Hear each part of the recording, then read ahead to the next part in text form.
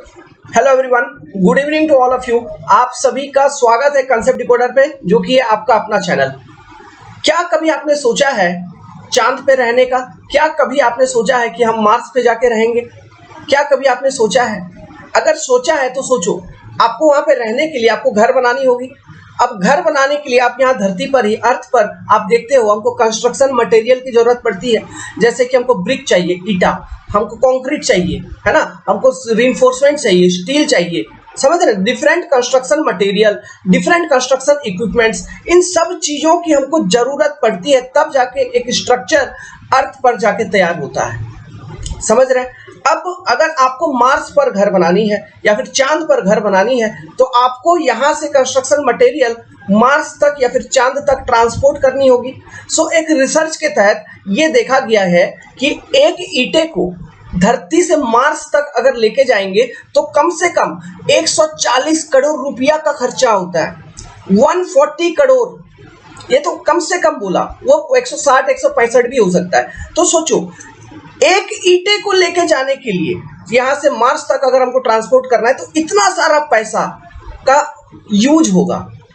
तो वहां पे एक घर बनाने के लिए हमको कितने ईंटें चाहिए होंगे, सीमेंट कितना चाहिए होगा, रीइंफोर्समेंट कितना चाहिए होगा, कितना सारा ट्रांसपोर्टेशन करना होगा, उतना पैसा कहां से लाएंगे हम लोग, उतना ईंधन कहां से लाएंगे?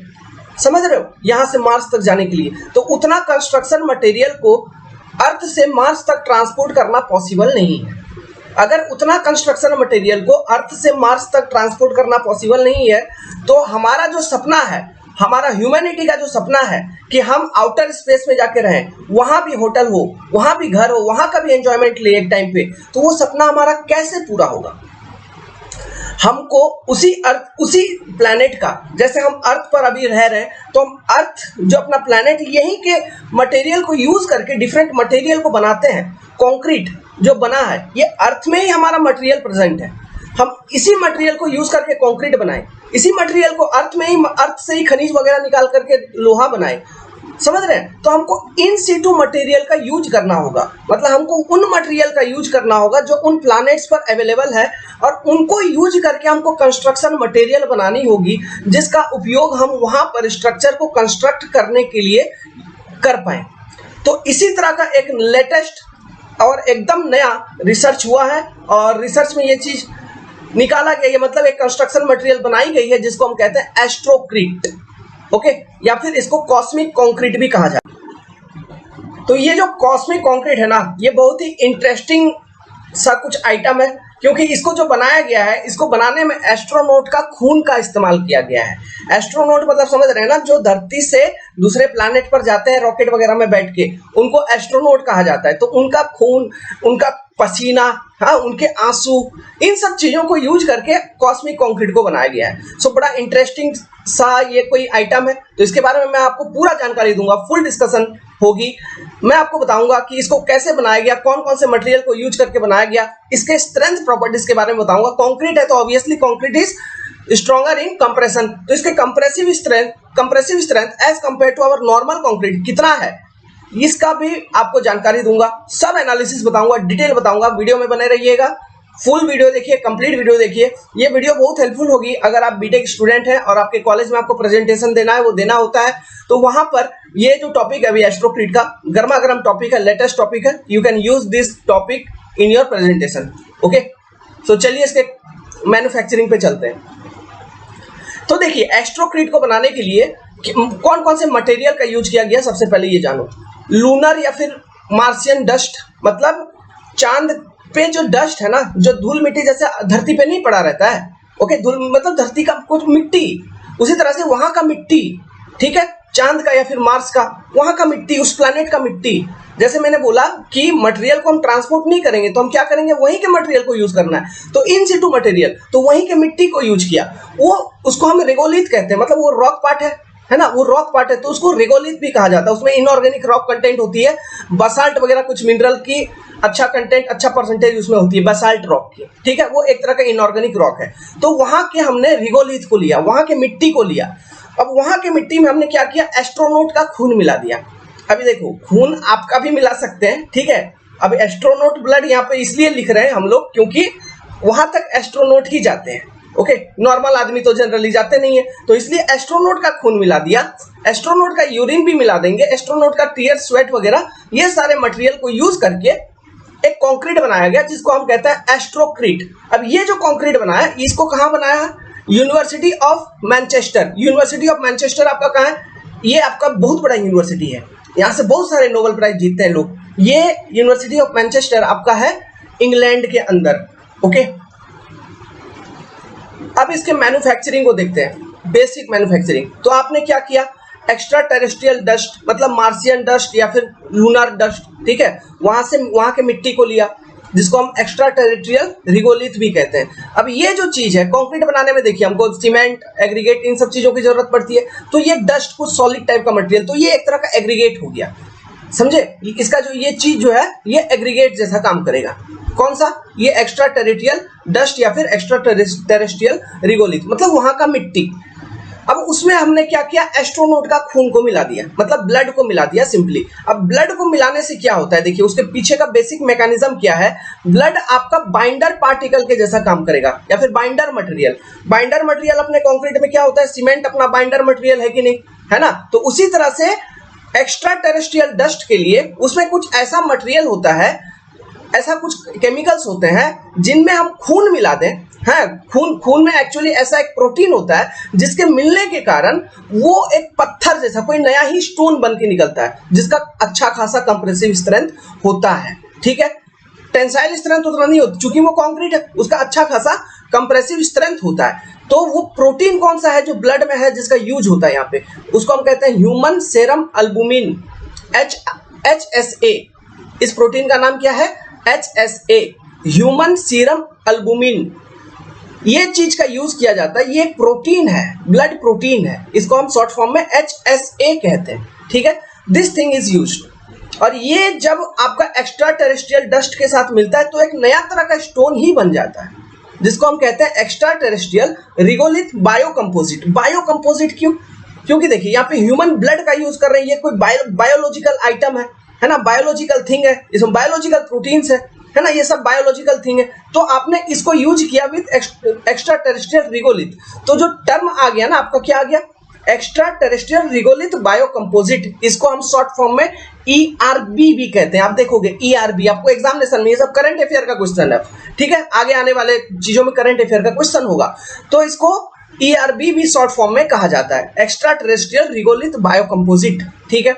ये एक तरह का नया टाइप ऑफ स्टोन बना दिया आपने फ्रॉम यूजिंग द ब्लड, ठीक है। अब यहाँ पे देखिए एस्ट्रोनॉट ब्लड, ये तो एक हवा था, जैसा कि मैंने बोला आप किसी का भी खून मिला सकते हैं, क्योंकि किसी भी खून में ये प्रोटीन होगी, मतलब ब्लड में।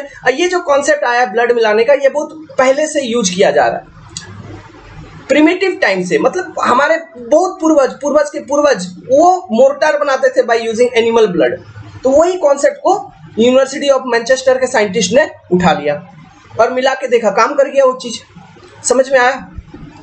अब इसका जब कंप्रेसिव स्ट्रेंथ चेक किया गया ना, ये जो बनाया गया कंक्रीट, तो उसका कंप्रेसिव स्ट्रेंथ लगभग 25 मेगापास्कल था। अच्छा खासा कंप्रेसिव स्ट्रेंथ है, क्योंकि जो ऑर्डिनरी कंक्रीट हम अपना स्ट्रक्चरल कंस्ट्रक्शन में यूज करते हैं, उसका कंप्रेसिव स्ट्रेंथ कितना होता है? लगभग 20 to 30 या फिर 35 MPa, समझ रहे हो। तो इसका भी कंप्रेसिव स्ट्रेंथ लगभग 25 MPa आया, तो चलेगा, मीडियम है, एवरेज, अच्छा खासा कंप्रेसिव स्ट्रेंथ आपको एस्ट्रोक्रीट की मिल रही है। लेकिन अभी तक आपने क्या किया? अभी तक हमने केवल एक्स्ट्रा टेरेस्ट्रियल डस्ट, मतलब वहां के मिट्टी को खून के साथ मिला के एक बायोकंपोजिट बना दिया, जिसको हम कह रहे हैं ERB, है ना, और उसका कंप्रेसिव स्ट्रेंथ केवल 25 MPa तक आ गया। अब देखो, अब साइंटिस्ट ने और थोड़ा दिमाग लगाया। अब उन्होंने क्या किया? यूरिया को इसमें ऐड किया, यूरिया, ठीक है। अब यूरिया को ऐड करने से उन्होंने क्या देखा कि इसका जो कंप्रेसिव स्ट्रेंथ है, इसमें नहीं भी कम से कम तो 300% तक की बढ़ोतरी हो रही है, इंक्रीमेंट हो रही है इसके कंप्रेसिव स्ट्रेंथ में।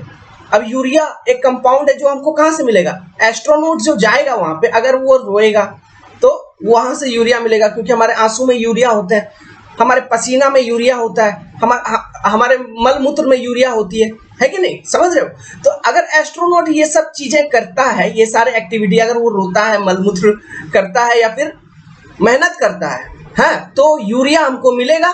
अगर उस यूरिया को हम ERB में मिला दिए, जो अभी हमको मिला, ठीक है, वो जो बायो कंपोजिट, अगर उसमें हमने मिला दिया तो अपना जो कंप्रेसिव स्ट्रेंथ है वो नहीं भी कम से कम तो 300% तक की उसमें बढ़ोतरी होगी। ये चीज वैज्ञानिकों ने देखा। तो फाइनली जब कंप्रेसिव स्ट्रेंथ यूरिया को मिलाने के बाद आफ्टर एडिंग यूरिया चेक किया गया, इट वाज अबाउट 40 मेगापास्कल। छोटी बात नहीं है, great achievement, great thumbs up, है ना। 40 मेगापास्कल तक का आपको कंप्रेसिव स्ट्रेंथ मिल रहा है, विच इज सफिशिएंटली स्ट्रॉन्ग। अब ये आफ्टर मिक्सिंग ऑफ यूरिया जो प्रोडक्ट आपको मिलेगी, इस प्रोडक्ट को साइंटिस्ट ने एस्ट्रोक्रिट कहा गया। इसलिए मैंने एस्ट्रोक्रिट में जो मटेरियल यूज्ड, सबसे पहला वाला स्लाइड में जो आपको दिखाया था, उसमें एक्स्ट्रा टेरेस्ट्रियल डस्ट या फिर extra terrestrial material plus astronaut blood plus astronaut tear sweat urine. ये एस्ट्रोनॉट टर्म तो हुआ है बस थोड़ा इंटरेस्टिंग बनाने के लिए वीडियो को, लेकिन ओके, एक्चुअली में जो उसके अंदर केमिकल जो है वो किसका रोल है, मेन रोल यूरिया, ठीक है, यूरिया। और खून में उसका मेन रोल किसका है, HSA का, ह्यूमन सेरम एल्बुमिन, जो कि एक तरह का प्रोटीन है, ब्लड प्रोटीन। समझ में आया। सो चूंकि अब हमने कंक्रीट बना लिया, मेरे पास अब कंक्रीट है भाई, मेरे पास अब मटेरियल है, कहाँ, किस चीज के लिए, वहां पे कंस्ट्रक्शन करने के लिए। तो मैं क्या करूंगा, मैं फटाक से घर बनाने का आइडिया सोचूंगा क्या, तो ये है आपका जो फाइनल मटेरियल आपको निकलता है, ये आपका एस्ट्रोक्रीट है, ये ब्राउन वाला एस्ट्रोक्रीट, ठीक है, या फिर कॉस्मिक कंक्रीट के नाम से भी ये जाना जाता है। And this is your normal concrete. तो सेम साइज का स्पेसिमेन को कंपेयर करते हुए, कंपैरिजन के लिए इस तरह के स्पेसिमेन बना गया जिसपे कंप्रेसिव टेस्ट वगैरह किया, ठीक है। This is your normal concrete. तो इन दोनों को कंपैरिजन के लिए फोटो, तो it is very great achievement for humanity. क्यों, क्योंकि अब हम घर वहां पे बनाने का प्रक्रिया शुरू कर सकते हैं, इसके बारे में सोच सकते हैं। तो एक कंपनी है, ओके, AI स्पेस कंस्ट्रक्शन के नाम से एक कंपनी है, उन्होंने एक मॉडल भी बना दिया घर का। एक्स्ट्रा टेरेस्ट्रियल जो घर हम बनाएंगे वहां पे घर बनाने के लिए एक मॉडल भी बना दिया, कुछ इस तरह का। अभी एक मॉडल लॉन्च हुआ है, ये सिंगल स्टोरी नहीं है, ये बहुत बड़ा घर है, 4 स्टोरी का, 1 2 3 1 2 3 4 1 2 3 4 4 स्टोरी का एक बहुत बड़ा घर इन्होंने, इनका एक मॉडल बना दिया। इसके अंदर का भी आपको व्यू दिखाऊंगा, वो भी लॉन्च कर दिया है AI स्पेस एजेंसी ने, ठीक है। अमेरिकन कंपनी है, अमेरिकन स्पेस एजेंसी ने, उन्होंने, नासा वालों ने, उन्होंने लॉन्च कर दिया है, ठीक है, ये 4 स्टोरी कंस्ट्रक्शन।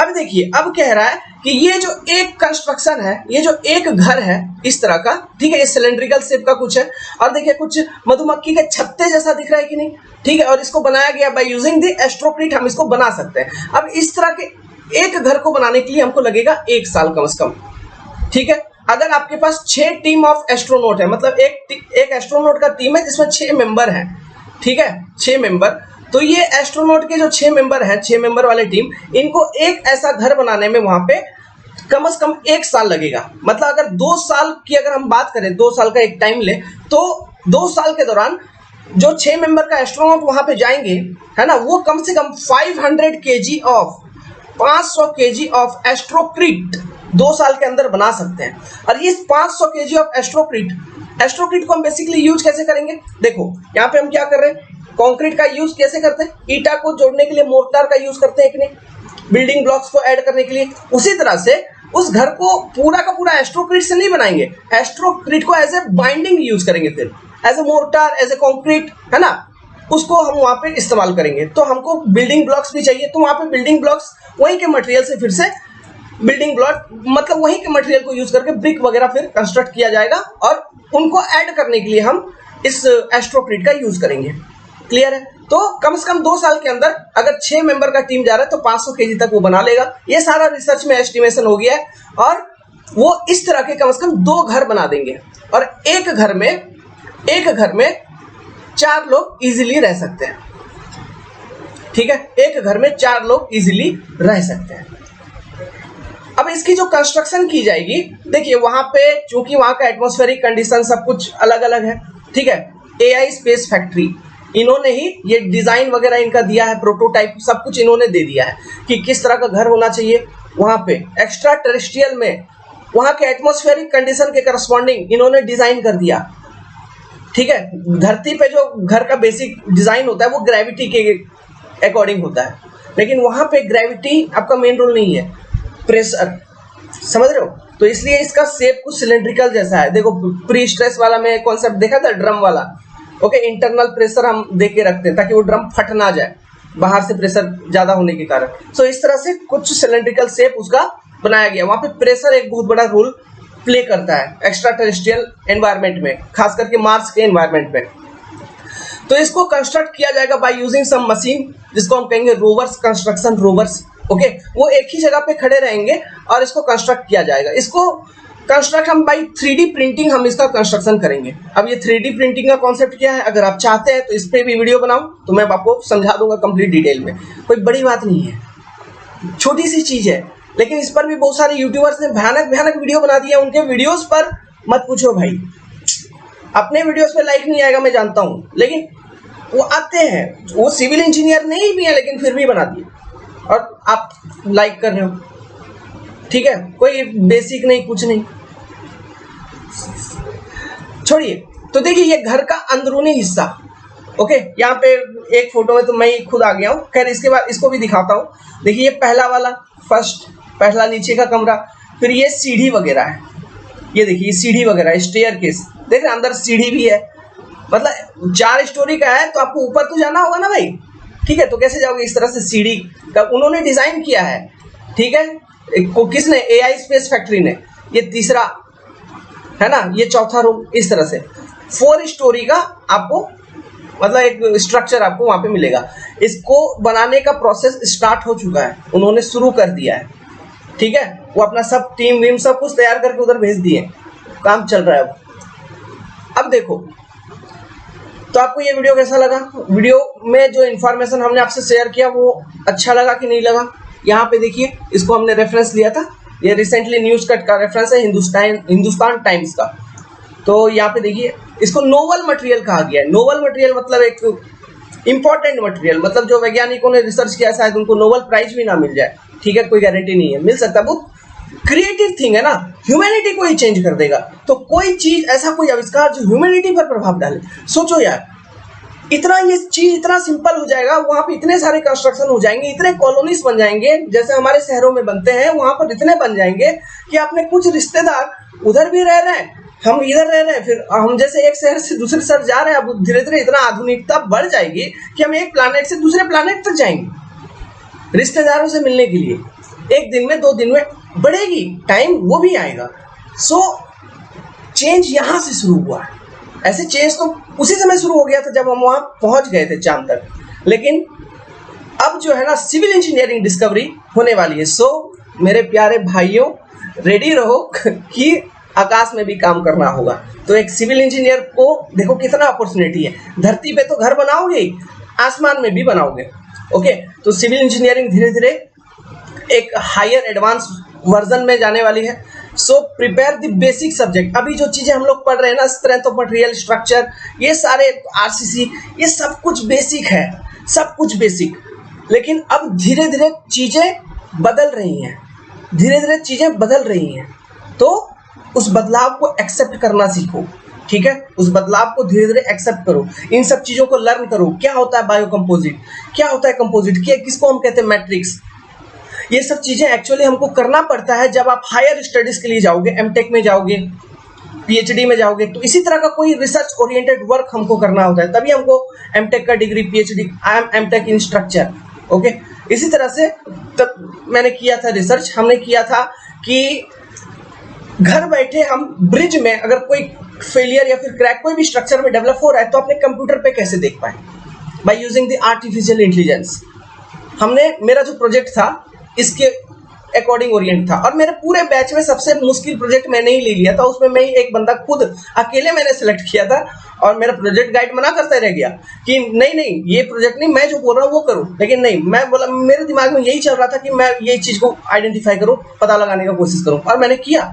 मेरे को 6 महीने ज्यादा लग गए, कोई बात नहीं, मैंने उसको कंप्लीट किया, थीसिस लिखा, and I have got my MTech degree.